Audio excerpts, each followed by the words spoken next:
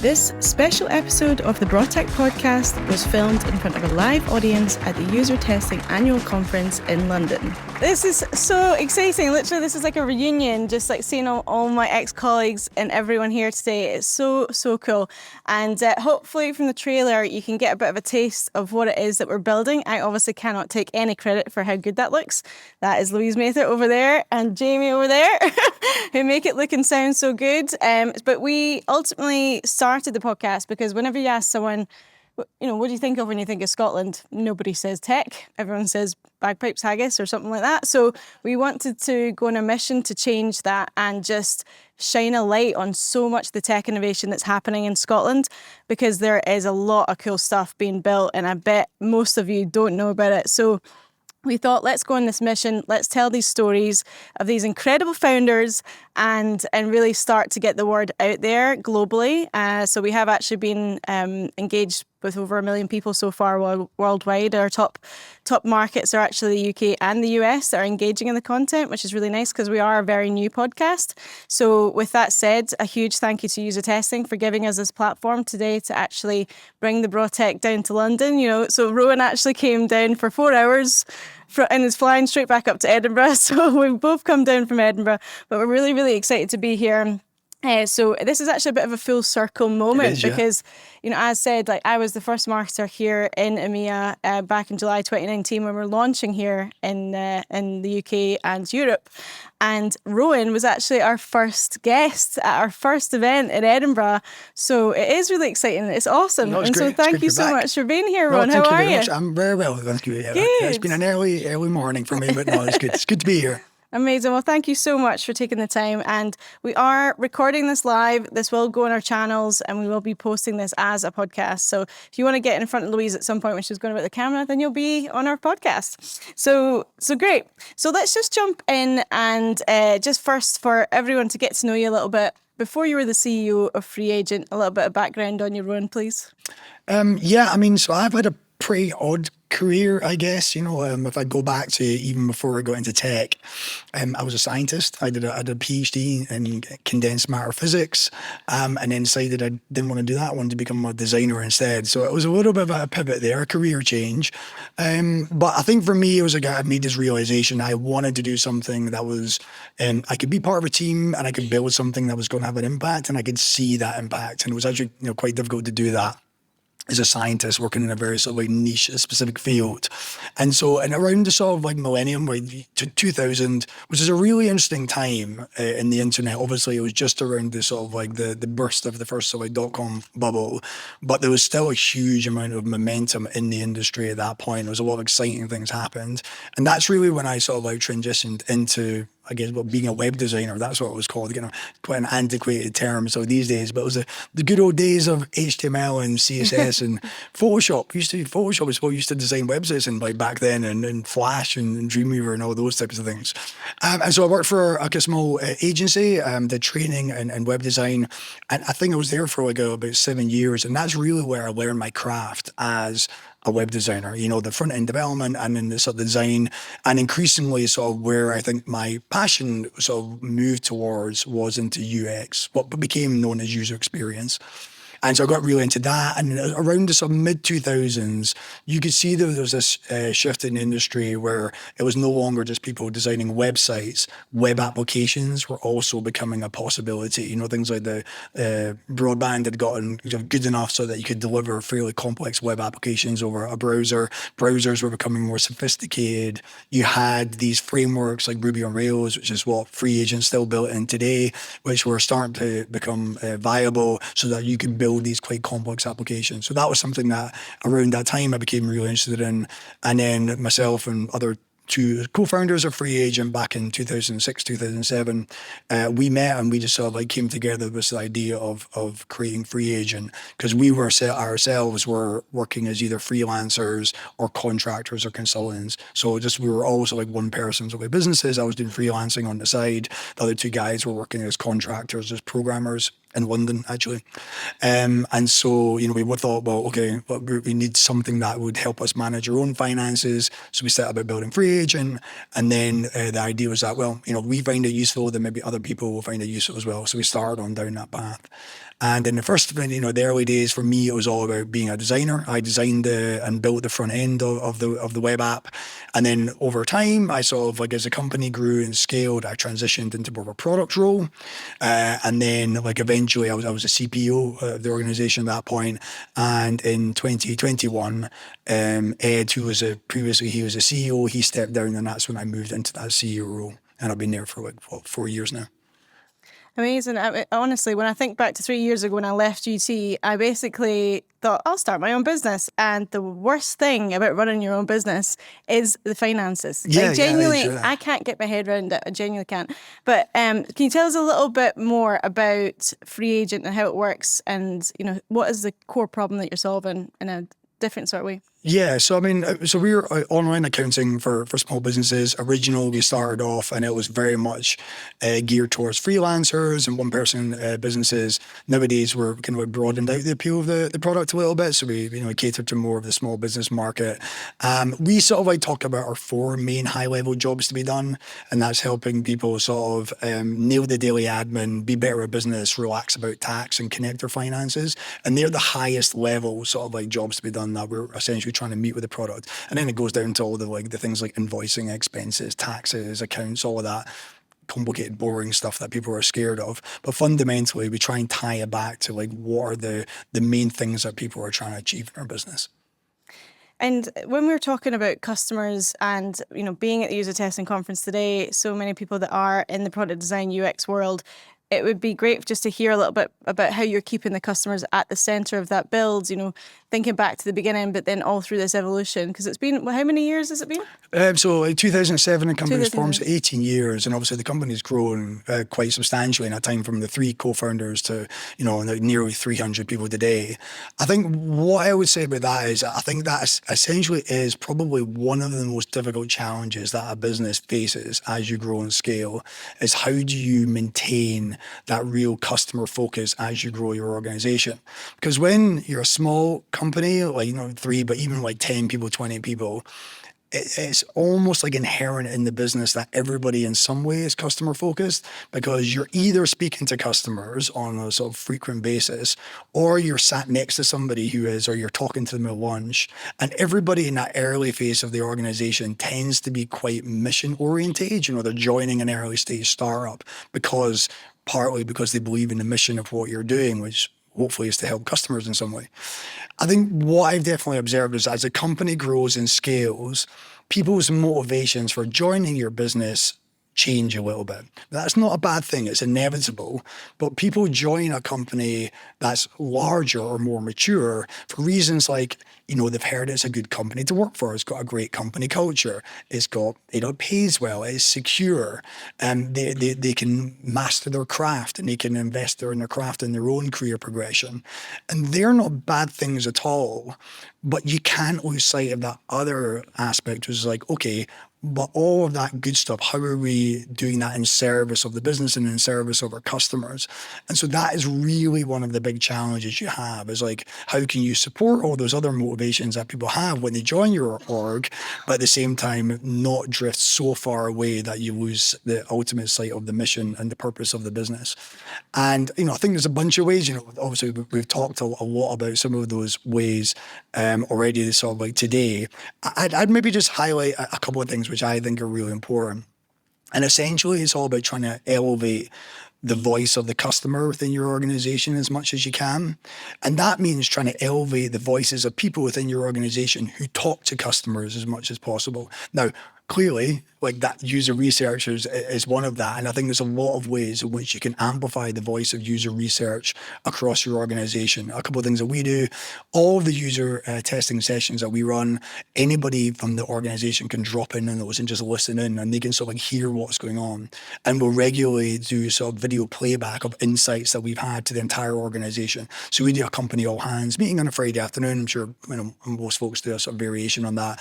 And we'll regularly bring in sort of insights insights we've got from those testing sessions and play them to the whole business, just to remind everybody that, here's something that we've learned. But I think the other thing is that, there are people in your organization that talk to customers all the time, like your support team. There's probably nobody else in your organization that talks to as many customers as your support team. Our support agents will talk to dozens of customers every single day. Most user researchers don't talk to that many customers, right? And they get incredible, valuable insight into certain aspects of the customer experience. It's not every aspect, but certain aspects.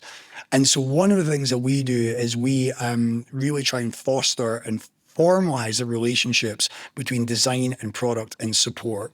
So we have regular meetings between our support team, and we have dedicated people that do this within support, and our product managers and our product designers as well. And there's really a sort of a two-way conversation. Partly it's about the support team saying, hey, listen, we've heard about this thing from customers. Everybody's banging on about this thing's a nightmare. They find it really difficult. They're getting frustrated about it. And likewise, the product side of the org can say, well, we're thinking about building this. What do you think about that? Do you think that would solve the problems that customers are talking to you about?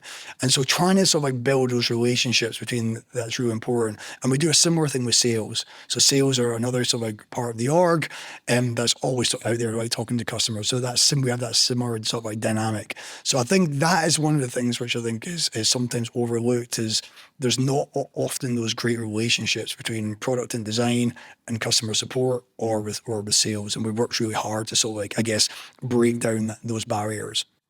Yeah, getting out of those silos is so important if you're actually wanting to tie everyone into the voice of the customer. Whenever compared to people who are like, no, this is specifically my job. This is exactly what I do. I don't do anything else. Whereas having that alignment and just like shared vision of it obviously just must make such a difference. Yeah, absolutely. Yeah, I think it's realizing that everybody is working towards the same goal ultimately, and even though people may have different priorities or KPIs that they're going to be measured against, is trying to break that down and just realize, listen, we're all here to help customers at the end of the day. And going from product designer to CEO, that's a bit different. So I think in terms of, that specialism, that you're focused on that. When you get to CEO, you are running a business. It's all business, vision, objectives, making the money, hitting the targets. What's that been like for you, Roan? It didn't seem particularly weird to me. Bear in mind, like that journey is mirrored by, we went from 3 people in the org, and I was like, building like HTML and CSS like web app pages, to quite a large company with like hundreds of people in it. And so, but I think ultimately having that, passion for customers, I really believe in what the mission of the business was. And I really believe in things like, design thinking, about user centricity. Those are concepts to me that as I sort of matured in my own career, I just wanted to sort of like broaden the impact of stuff that I want to have. And I think that's a really sort of one of the things that I think is crucial about a career trajectory, where most people go on, is that essentially as they get more senior in their careers, they want to have more leverage. So they want to have a bigger impact. And for me, that was like going from, okay, well, I can do a really good job of designing this particular feature or this workflow, to like, well, deciding on what type of features and workflows we would do as a company, to deciding what the overall product strategy is, to deciding what the company strategy is. And so it was just a natural evolution of taking the things that I really, really cared about, but just applying them to a bigger sphere of influence.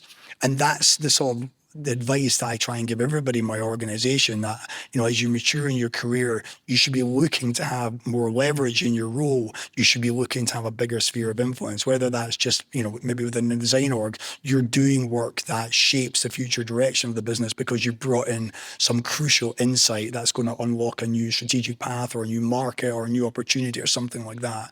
So it's constantly trying to like push out that ambition. And what about any big mistakes?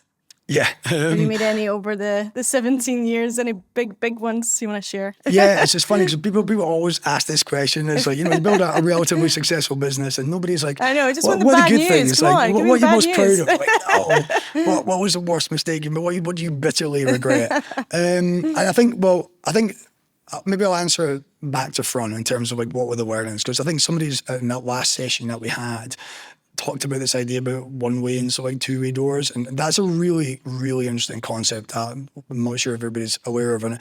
I think it was originally came from Amazon, and the idea that most of us here, right? We build software. We're not doing brain surgery, okay? If we make a mistake, we get it wrong, it doesn't really matter a lot of the time, okay? And that's the thing. I think within organizations, we spend a disproportionate amount of time worrying about stuff that doesn't really matter.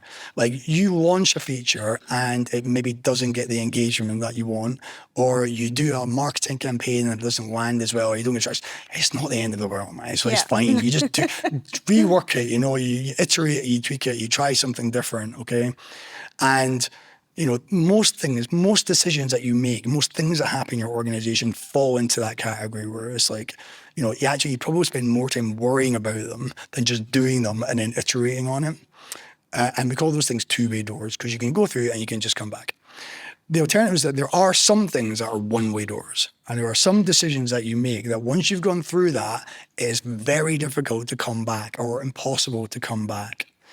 And the trick in being a leader is to understand what is a one-way door and what's a two-way door, and worry less about the two-way doors and probably worry more about the one-way doors, right? So when we talk about big mistakes, it's those things that when you've done it, that's it.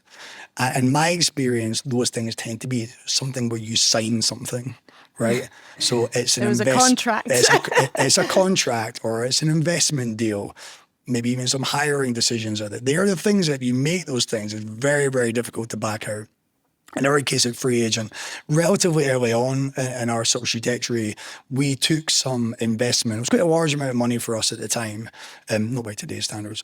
We took a little bit of investment money, but this was with a large software distribution company who basically operated in the target market that we were going after, the accountancy market.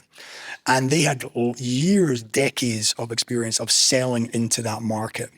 And as part of this deal was an investment deal, they were going to have exclusive rights to sell our software into that market. And that seemed like a win-win. We would get the money, but we would also have this great distribution channel, people who had, dozens of salespeople who had years of experience of selling into this market. But the problem was that this was sort of like maybe 2010, something like that. They'd never sold SaaS software before. They were a desktop software company. And as an organization, they just couldn't wrap their heads around it at that point. It just didn't fit their model of sales. And so it just didn't work. But we'd signed this exclusivity deal, which was 3 years. And so we basically had to sort of like sit on our hands for 3 years while we could see the market taking off and all of our competitors were coming into it. And we just couldn't really do anything about it.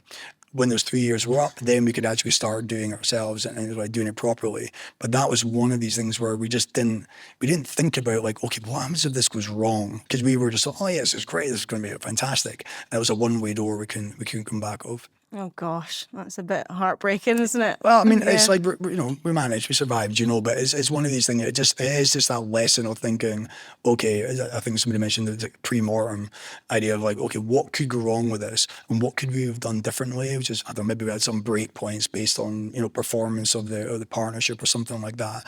Would have been a way that we could mitigate that. So one of our biggest audiences are tech founders. All over the world, we get really nice messages from people that have listened to some of the episodes and actually learned specific things that they've brought into their business. We've also had really nice messages from people that have been inspired to start businesses, which is great. So I think it'd be lovely just to share some advice with any fellow founders that would be watching. Hello, when we publish this. So it'd be great to get some advice from you, Roan.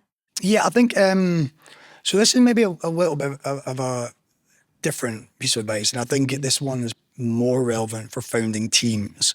So if there's 2, 3, 4 founders, however many it is, and at FreeAgent, as I mentioned, none of the co-founders knew each other before we started the business. Like I was literally introduced to Ed because he was looking for a designer. We met our CTO at a tech conference down in London. And so we didn't know each other, right? So the one risk of that is you're going to hate each other. And believe me, there were points when we did, right? But I think the most important thing is that early on as a founding team, you need to have a conversation about why are you doing this and what are you hoping to get out of this sort of endeavor that you're going on. Because a lot of the sort of focus and energy in those early days is on building the product, right? Oh, you get a cool thing, we're to get out there, get to market, do whatever it is. And there's a lot of focus on that. And, understandably, there's maybe not as much focus on what is the long-term aspirations in this. And so I think it's really important that you have that conversation early on. And I think it's really important that you check in on like a yearly basis on that conversation as well. So just make sure you sort of say, right, okay, we said we were doing it for this reason. This is where we thought it was going to go. And there may be loads of different reasons. You might want to build a lifestyle business. You might want to just build something, scale it rapidly and sell it as quickly as you can. You might just want to you might want to run a small company, you might want to run a big company. And the crucial thing about that is that sometimes people's views in this change. Over the 15, 18 years that we were together as co-founders, I had 3 kids. All the co-founders, that you have different phases in your life, and your personal life impacts what you want out of your professional life. When you're, maybe single and don't have any kids, you're prepared to take more risks. You're prepared take more chances. But then when you've got, a family depending on you, you're like, actually, I probably have to think about this a little bit more carefully. And so it's really important that you're able to sort of check back in with each other as you go on and say, right, listen, do we all still want the same things here? And if you do, then that's great. Then you're just kind of it's plan A. If you don't, then, you need to think about what the alternatives that are. So I think making sure you're talking about the overall aspirations as a business. So one of the things that we always ask our, and thank you for all that great advice. I think that's really, really important. The co-founder discussions, super important. But one of the things that we do always ask our guests on the Braw Tech podcast is to give a shout out to someone somewhere else in the world so that we can take ourselves out of Scotland, which we obviously has done physically today, which is really nice. But we would, just like to see who your shout out is for. So I think mine would probably be a guy called Christoph Jans. So Christoph was a very successful founder of a e-commerce business in Europe and Germany in the 90s, literally the mid-90s, proper OG in terms of internet entrepreneur. And he exited that, I think it was in the late 90s, then became an angel investor. He was our first ever angel investor back in 2009. He also invested in Zendesk, which I'm sure many will know as well, around the same time. So he did considerably better of the Zendesk deal than he did our one, but that's fine. And then he went on to found Point Nine Capital, which is a VC firm based in Berlin. And so, he was a brilliant founder. He was a board member of ours for many, many years, and just a really great advisor as well, because he'd been in the trenches. He knew about tech, and he was able to, bring that to us to advise us on that early part of the journey. And now he's obviously scaled that significantly to many, other companies and businesses around the world. So yeah, that'd be Christoph, I think. Thank you so much, Roan. So the last question I have for you is, if you had one word to sum up your founder journey, and I know in the VT, actually, Jamie Anderson did take about 5 or 6 words, but you just get one. Sorry, Roan. Okay. I'm going to explain why. So the word would be transformational. Oh. Explain why. Yeah. Okay. Wasn't sure how strict the one word thing was. I think it's because I always say that being a founder is this incredible privilege, and it's not something that I take lightly at all. Because if you're a founder that has the privilege of going on this journey that I went on, of going from this little scrappy side hustle to a big company, you have the opportunity to be part of this learning experience that 99% of the population will never go on. And that can be an incredibly demanding journey. It will ask a lot of you and it will test you a lot. But if you're able to stick with it, the growth opportunities for you personally are just, I would say they're unparalleled. The experiences that I've had around growing a business, doing the funding rounds, taking a company public, being acquired, all of these sorts of things are just, I do not take that thing for granted at all. And so, you look at, a lot of time you think about the company's growth and the company's transformation, but that has to be mirrored by the individuals and the founders as well. And, sometimes, like, I always say sometimes people outgrow companies and sometimes companies outgrow people. And both of those things can happen. But at the same time, if you're able to match the demands of the business as it scales and grows, there is such an amazing opportunity for you there to sort of like develop. And, I think the things which my career now and what I'm able to do now, I simply would not have been able to do if it wasn't for the journey that I've gone on. Amazing. That's so inspiring to hear that, Roan. So thank you so much for sharing all of that. So that's everything that I've got. I just have a big thank you to our friends at UserTesting. They really have, there's not many employers that once you leave, they still continue to support you so much. So I do really want to say a massive thank you to all our friends at UserTesting, having worked in the marketing team, and they've just been running their third event, San Francisco, New York and London. So they've worked really, really hard on this. A massive shout out to everyone at UserTesting. As I said, Jamie Anderson was on episode 6 if you want to check that out. But yeah, so thank you so much to Roan for coming all the way down from Edinburgh. Thank you to all of you for your attention. Please go onto LinkedIn, go onto YouTube, find the Braw Tech Podcast. Please support us, please share. We're pretty new, so any support you can give would be amazing. And as mentioned earlier, I'm also the co-founder of Flux. So if you're a woman in UX and design leadership, please come up and chat to us about that. I've got all our lovely ladies with us today, so please come and say hello. But yeah, just a last thank you to Roan. Thank you so much. Thank you, everyone. Thank you.